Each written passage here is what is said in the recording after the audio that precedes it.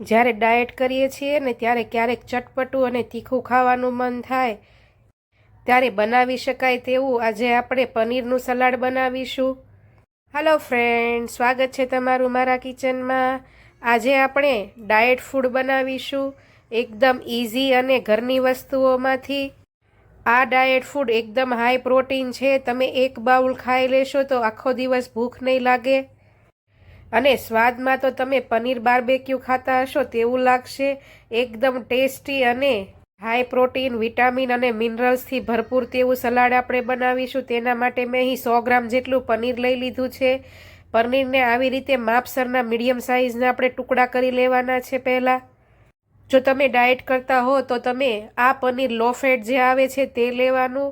હવે તેમાંથી આપણે 4-5 ટુકડા એક સાઈડ લઈ લઈશું। તે શું કામ તે હું તમને આગળ જણાવીશ। અને બીજા પનીરને આપણે ફ્રાય કરવાનું છે। તેના માટે લો ગેસની ફ્લેમ ઉપર જાડા તળિયાવાળું પેન કે નોનસ્ટિક પેન લઈ લઈશું અને 1 ચમચી જેટલું બટર એડ કરીશું। બટર મેલ્ટ થઈ જાય ત્યાં સુધી આવી રીતે ચલાવતા રહીશું। તમે બટરની જગ્યાએ ઘી કે પછી જો ઓલિવ ઓઇલ યુઝ કરતા હોય કે ગમે તે લો ફેટ ઓઇલ યુઝ કરતા હોય તે લઈ શકો અને બટર ન હોય તો ઘરનું માખણ કે તમે ઘી પણ લઈ શકો। બટર મેલ્ટ થઈ જાય એટલે તેમાં આપણે રાખેલું પનીર એડ કરી દઈશું અને 2 મિનિટ માટે મીડિયમ ટુ લો ગેસની ફ્લેમ ઉપર આવી રીતે ચલાવતા રહીને તેને ફ્રાય કરી લેવાનું છે। થોડું એવું ક્રિસ્પી કરવાનું છે, એકદમ નહીં। તમે જુઓ તેમ પનીરનો કલર થોડો થોડો ચેન્જ થવા લાગશે।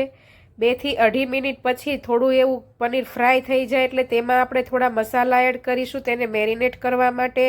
અડધી ચમચી જેટલી ચીલી ફ્લેક્સ, અડધી ચમચી જેટલું પિઝા હર્બ્સ કે પછી ઓરેગાનો પણ લઈ શકો, અડધી ચમચી મરી પાવડર, અડધી ચમચી સંચળ પાવડર લઈશું, 2 ચપટી જેટલી આપણે હળદર લઈશું, અડધી ચમચી જેટલું લાલ મરચું પાવડર। તમે જો તીખું ન ખાતા હો તો તમે સ્કીપ પણ કરી શકો અને અડધી ચમચી જેટલું ધાણા જીરું પાવડર લઈશું અને લો ગેસની ફ્લેમ ઉપર આ બધા જ મસાલાને પનીરમાં મેરિનેટ કરી લેશું। આ મસાલાથી પનીરનો ટેસ્ટ એકદમ સરસ આવશે। જો તમને સલાડ નહીં ભાવતું હોય તો પણ તમે ખાઈ જશો અને વેઇટ લોસ નહીં કરતા હો તો પણ તમે બનાવીને ખાશો તેવું બનશે। 30 થી 35 સેકન્ડ સુધી આવી રીતે ફ્રાય કરીને ગેસની ફ્લેમને હવે આપણે બંધ કરી દઈશું અને આ પનીરને આપણે એકદમ ઠંડુ પડવા દઈશું। ત્યાં સુધી વધારવા માટે આપણે એક ચટણી તૈયાર કરીશું, તમે ફિલિંગ પણ કહી શકો। તેના માટે જે પનીરના ટુકડા સાઈડમાં રાખ્યા હતા તે 8 થી 10 નંગ કાજુના, 2 લીલી મરચી ને થોડા લીલા ધાણા ચોપ કરીને લઈ લઈશું। તમે તીખું જે પ્રમાણે ખાતા હો તે પ્રમાણે મરચી લેવી। મેં અહીં 2 મરચી લીધી છે। હવે તેમાં આપણે સ્વાદ પ્રમાણે મીઠું એડ કરીશું। આ ચટણીથી તમારા સલાડનો ટેસ્ટ એકદમ સરસ આવશે।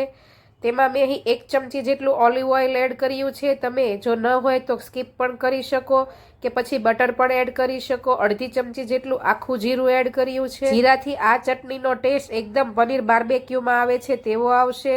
થોડું એવું મેં અહીં મીઠું એડ કર્યું છે। 4 થી 5 નંગ જેટલી લસણની કળી એડ કરી છે અને 2 થી 3 ચમચી જેટલું ઠંડુ પાણી એડ કર્યું છે અને આ બધી વસ્તુને પહેલાં આપણે પલ્સ મોડ ઉપર આવી રીતે વાટી લઈશું અને પછી તેમાં 2 ચમચી જેટલું દહીં એડ કરીશું।